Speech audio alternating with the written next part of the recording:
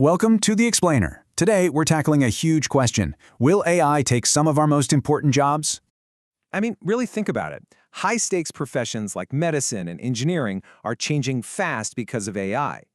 It all starts with a huge problem. Both fields are absolutely drowning in complex data. And this is where a powerful kind of AI called deep learning comes in. It's built for this kind of chaos. See, older AI needed humans to label everything. Deep learning? It just figures out the important patterns on its own. Okay, so let's check this out in a hospital. This isn't science fiction. It's already happening. It's being used for everything from discovering new drugs to predicting disease outbreaks. Deep learning models can spot super subtle patterns in patient data that humans might miss. And get this, it's even reading X-rays, acting like a second pair of expert eyes for radiologists. All right, let's switch gears and see how this same tech is shaking up engineering. Right away, the impact is huge. We're talking simulations running up to 1,000 times faster. It's also making things work way better, like seriously boosting the efficiency of wireless power.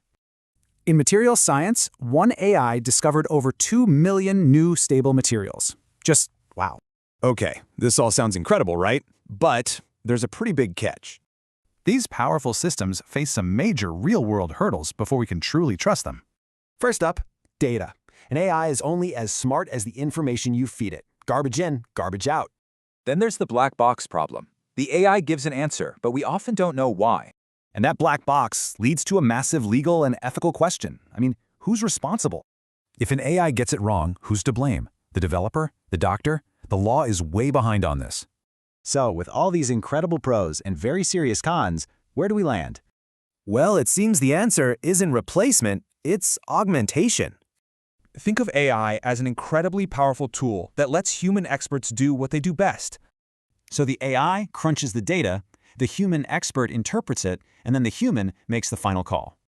So the future isn't people versus machines. It's people with machines. The real question is, are we ready?